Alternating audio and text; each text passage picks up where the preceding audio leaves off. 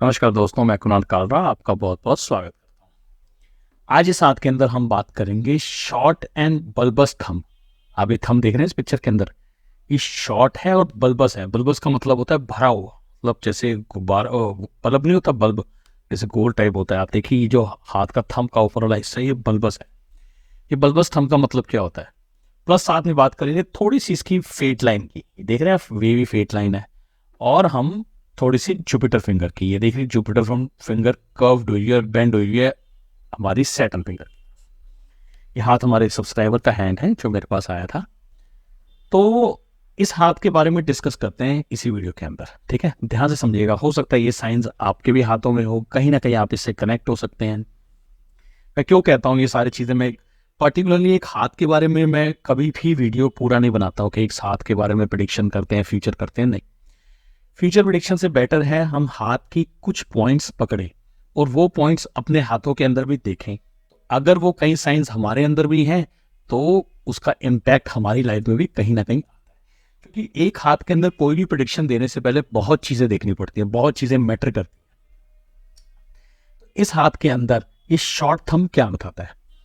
देखिए, short thumb का मतलब हो गया कहीं ना कहीं thumb is the launch pad. मतलब जिसे हम कहते हैं ना कि थंब पूरे हाथ की इकलौती चीज है ऐसी जो पूरे हाथ की काया पलट देती है। हाथ के अंदर हजार कमियां हो, बट अगर थंब स्ट्रांग है हाथ सर्वाइव कर जाता है। कहने का मतलब है इंसान सर्वाइव कर जाता है।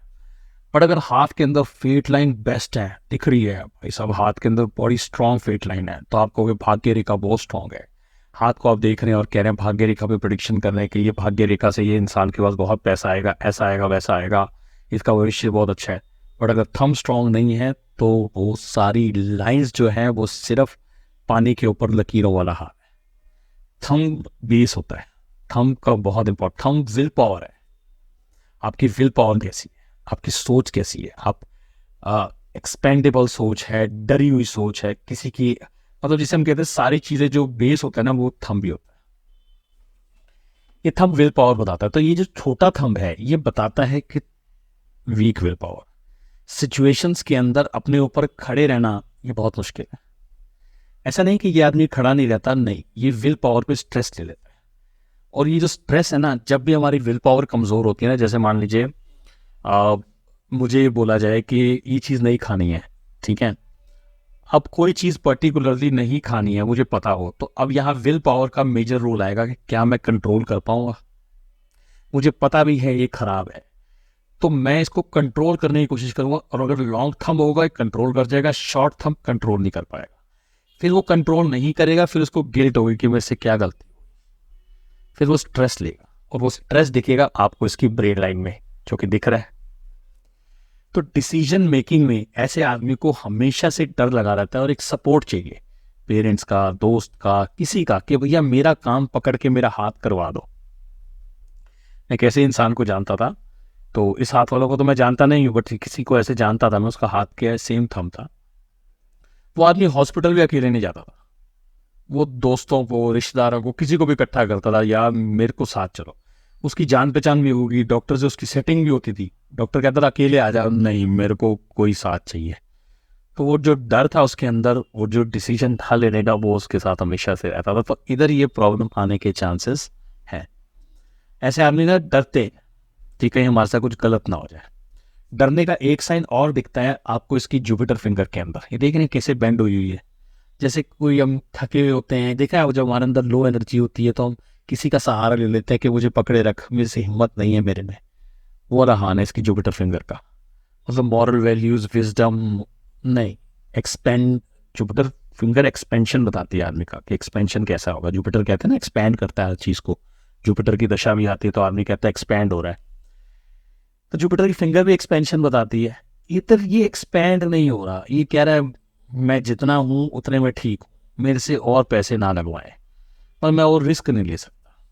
मेरे से या तो कुछ प्रीवियस लॉसेस हुए हैं या जो भी है, दिमाग थक चुका है एक एज तक ना, 30-32 साल की उम्र तक इतने ब्रेन लाइन के ऊपर आप वो देखिए आइलैंड्स जो कह रहे हैं कि ये थक चुका है, मेरे में और हिम्मत नहीं है, तो मैं नहीं अब खेलना चाहता, मुझे सिमटा हुआ रहना दो। मरकरी फिंगर भी लेटी पड़ी है, मतलब मैं किसी को कुछ कहना भी नहीं चाहता।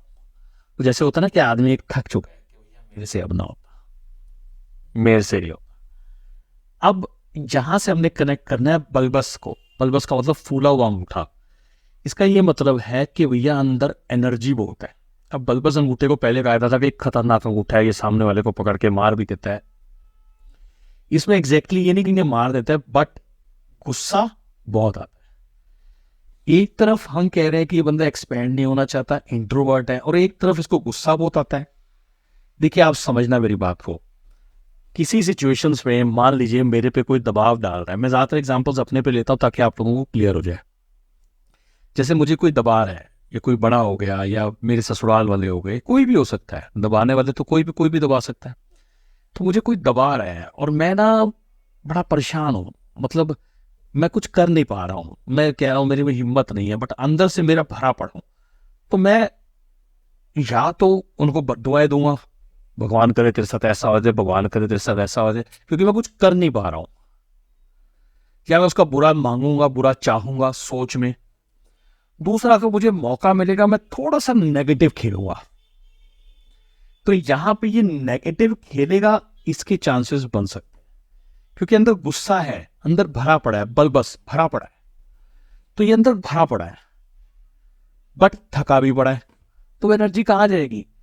ऐसी एनर्जी आदमी को इरेक्टाइल डिसफंक्शन दे देती है, कुछ और हेल्थ इश्यूज दे देती है।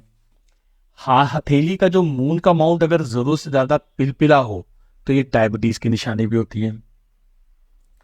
हार्ट लाइन, दिल बार बार टूट रहा है। तो देखा जाए तो ओवरऑल सिस्टम और स्ट्रेस बना हुआ है और आदमी का हिसाब किताब बिगड़ा हुआ है। अब इधर हम फेट लाइन की, मैंने कहा था कि मैं फेट लाइन की बात करूंगा। देखिए फेट लाइन तभी तो वेवी हो रही है, एक काम पहला जो शुरू हुआ है वो काम हमारा 35 की एज में जाके बंद हो जाएगा, वो भी वेवी है। अगर आप फेट लाइन देखें वेवी है, इसका मतलब हो गया कि एनर्जी आधी सारा बेकार जा रही है। मतलब आदमी 1000 रुपये का काम कर रहा है तो उसको मिली सिर्फ 500-600 रुपये में, मजेदार एनर्जी लग नहीं रही है। काम कर लूं, घर की मतलब ये और परेशानियां या और डर से बाहर निकलूं तो कुछ करूं, तो उनमें उलझा पड़ा है। दिमागी स्ट्रेस, नर्वस सिस्टम पे बहुत ज्यादा जोर डाला हुआ है, तो नर्वस सिस्टम को रिलैक्स करने की जरूरत है इसको। दूसरी लाइन फिर शुरू हो रही है, वो भी थोड़ी सी वीवी है और वो भी 48-50 के बीच में बंद हो रही है। आप देख रहे हैं कि जब स्टेबिलिटी आएगी ये सारी चीजें रुकेंगी। और स्टेबिलिटी आएगी कब? स्टेबिलिटी का मतलब क्या होता है कि आदमी एक जगह टिका रहे, खराब भी हो रहा है, लॉस भी हो रहा है, फिर भी टिका रहे, मेरे को लॉस होगा तब भी मैं स्टेबिलिटी रहूंगा। स्टेबिलिटी का मतलब होता है उसका माइंड स्टेबल हो। आ रही है सिचुएशंस, देखते हैं, हैंडल करते हैं, देखते हैं क्या करना है, फिर उसमें से निकलना भी एक तरह से समझदारी है। जरूरी नहीं है खराब लाइन में रुकना ही समझदारी है, स्टेबिलिटी इसको नहीं बोलेंगे, तो बेवकूफ़ी हुई। स्टेबिलिटी होती है कि जब दिखे आपको, आपका माइंड स्टेबल होना चाहिए, कि अगर लगता है यहाँ पे ठीक नहीं है, यहाँ पे जैसे इस जगह सूखा पड़ गया, पानी और नहीं निकलेगा, या इस काम में अब टाइम चेंज हो गया, मान लीजिए फोटोकॉपी की दुकान चला रहे हैं और वो टाइम चेंज हो चुका है, फोटोग्राफी की काफ़ी चेंज हो चुकी है, तो उसको चेंज करने की जरूरत है। टिके रहना सब कुछ नहीं होता। तो मेरा कहने का मतलब है कि माइंड में स्टेबिलिटी तभी आएगी जब ये नर्वस सिस्टम ठीक होगा, और ये नर्वस सिस्टम तकरीबन 40 की एज तक ठीक होता नहीं दिख रहा। 40 की एज तक ये बहुत ज्यादा दबाव डाल रहे हैं, तो जितना इनका माइंड शांत होगा, हर चीज ये विल पावर पे ले जाते हैं। मतलब जैसे कि मैं इस टाइम पे सोचूं कि मेरे को मेरी एज का बंदा एक पहली मंजिल से कूद मार रहा है, तो मैं भी कूद मार सकता हूँ। नहीं मार पाऊंगा तो मैं फेल हो जाऊंगा, तो मैं अपनी विल पावर पे ले जाऊंगा। और विल पावर पे स्ट्रेस ज्यादा है। अंगूठा देखिए ना आप, अंगूठा स्ट्रांग होगा तो जरूरी है सबके अंगूठे ही बड़े हो। मेरा भी अंगूठा बड़ा नहीं है, मेरा भी अंगूठा नॉर्मल है, देखिए तो नॉर्मल है, साथ का हाँ, ये राइट हैंड, ठीक है, नहीं नॉर्मल है, नॉर्मल के पास आता है। तो मेरे भी कई बार विल पावर नहीं होने की वजह से स्ट्रेस में आ जाता हूँ, बट समझ आती है आहिस्ता आहिस्ता। हो सकता है इनको भी समझ आए। तो अगर आप वीडियो देख रहे हैं तो मैं यही कहूँगा कि विल पावर पे विल पावर पे ज़्यादा जोर ना डालें, तो स्ट्रेस भी ऑटोमेटिकली कम हो जाएगा। शायद ज़्यादा समझा गया हूँ तो माफ़ी चाहूँगा। आपसे मिलता एक नई वीडियो के साथ, तब तक के लिए नमस्कार, आपका समय शुभ।